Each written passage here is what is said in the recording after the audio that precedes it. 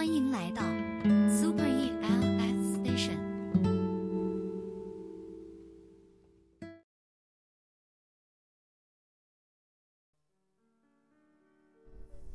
1882年，一个女孩诞生在伦敦海德公园门22号。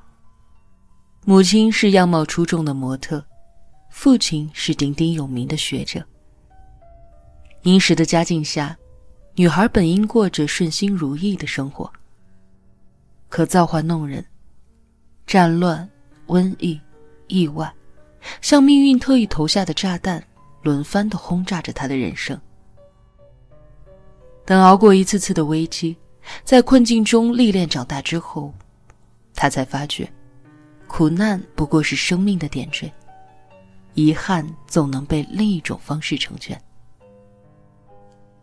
错过的风景可以重游，悲伤的往事可以忘却，就连逝去的人都可以在回忆当中重生。45岁这一年，他以自己的经历为蓝本，以父母为原型，创作了一部长篇小说。这本书正是意识流巅峰之作《到灯塔去》。这位女士正是著名的先锋主义作家伍尔夫。在书里，伍尔夫讲述了拉姆齐一家去灯塔的故事。去灯塔并非大事，但人们的计划总因为意外一次一次的搁浅。故事里的每一个人都曾经在巨大的遗憾当中挣扎、呼救，甚至是沉沦和毁灭。但最后，生命的小船终于冲出了激流，安稳地抵达了灯塔。人生海海，潮起潮落，颠簸的命途当中充斥着各种遗憾与无奈。但别怕，只要心中的灯塔不灭，黑夜总有被照亮的一天。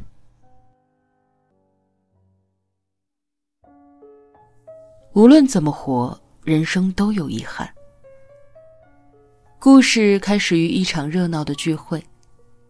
一个夏日的午后，拉姆齐夫妇和8个孩子还有4个朋友前往海边的小屋度假。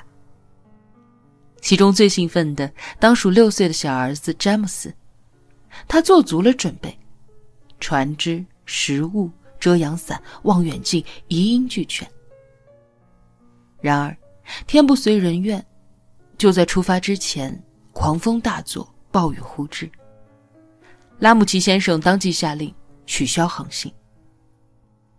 愿望忽然落空，詹姆斯难过不已。他想出门散心，可是母亲又安排他复习功课。他亲手做了一张渔网，也被哥哥不小心弄破了。他想一个人静一静，姐妹们又闹哄哄地缠着他，气得詹姆斯不断地大喊：真糟糕，我想做的事一件都做不成。不仅仅是詹姆斯，同行的每一个人心里都塞满了委屈。身为哲学教授，拉姆齐先生的学术研究始终得不到认可。喜欢读书的拉姆齐夫人总被琐事缠身。同行的莉莉女士梦想成为画家，但却毫无天赋。诗人保罗创作的诗歌全被报社给退了回来。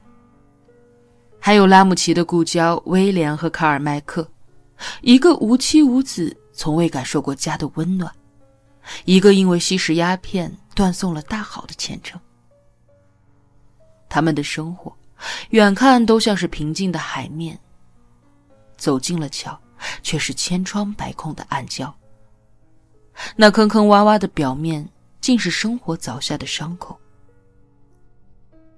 其实，不完美永远是生活的常态。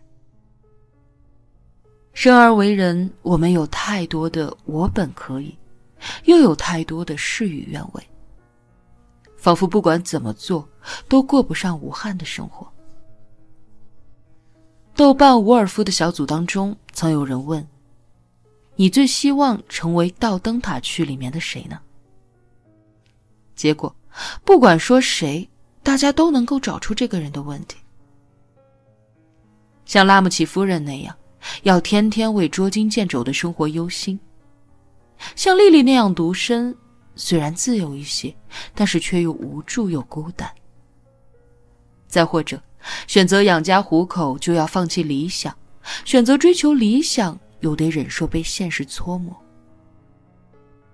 果然应了那句话，得到爱情的未必拥有金钱，得到金钱的未必快乐，得到快乐的未必健康，而拥有健康的又未必一切如愿以偿。说到底，这世界上就不存在无缺的事情，就好像在春天里也有一些花不开，即便是澄澈的夜空，也有一些星星看不见。看起来再幸福的人，他生活的褶皱里也藏着不能够细究的污渍。我们要做的就是成为罗曼·罗兰口中的真正的勇者，看清生活的真相之后，依然无比热烈地爱着生活，而并非要做命运的俘虏，把自己禁锢在过去的无奈当中，被痛苦反复的折磨。背负着遗憾生活，你也一定很崩溃吧？选完聚会，沃尔夫把时间线一下子拉到了10年之后，仿佛经过一夜幽梦，所有人都被时光抛进了更跌宕的命运当中。这10年，战争爆发又结束，无数人的家园被毁，丢了性命，其中就有着拉姆齐的大儿子安德鲁。可永别人间的不止他，拉姆齐夫人深感重疾暴毙，她和丈夫最疼爱的女儿普吕死于难产。逝者已逝，活着的人也过得十分的凄惨暗淡。丧亲之痛令拉姆齐先生一蹶不振，整日里借酒消愁，他变得愈发的古怪，和孩子们一言不合就大打出手。这天，詹姆斯无聊极了，随口提起了重新去灯塔的事情。结果心烦意乱的拉姆齐不由分说的就把儿子骂了个狗血淋头。詹姆斯瞬间被激怒了，像一头发了疯的狮子，恶狠狠地骂了回去。就在这时，阁楼上传来了一阵打杂的声音，二人忙上去看，却是同样崩溃的莉莉正在砸毁他的画作。这些年，莉莉一直住在拉姆齐家画画，可整整10年都没有画出一幅像样的作品。更令他遗憾的是，他本想为自己崇敬的拉姆齐夫人创作肖像，可直到夫人去世了，他都没有画完这幅画。人们的日子恰如书里的这一段描述，暗夜里，巨浪把一切摧毁又冲刷掉，看似都过去了，但张牙舞爪的海怪巨兽却不分昼夜地啃噬着人们的心。一番血腥厮杀之后，人们都被埋葬在了雪白的浪花里。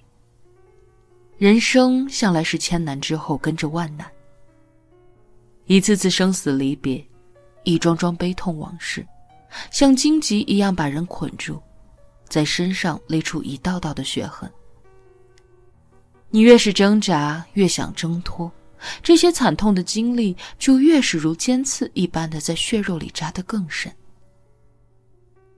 我们斗不过时运，改不了天命，不能够在遗憾当中重生，便会在遗憾当中毁灭。沃尔夫写拉姆齐一家，又何尝不是在写他自己？他13岁丧母，19岁丧父，在此之前常年饱受哥哥的凌辱。他想离开家去读书，却找不到一家学校肯收女学生。他想写文章赚稿费，却遭遇了白眼和嘲讽。他想过独立自主的日子，却又养活不起自己。他反复地咀嚼着这些悲痛，最终被失望与无助击溃，患上了严重的抑郁症。正因为释怀不了遗憾，忘却不了伤痛，人才会一步一步地被厄运拽入地狱。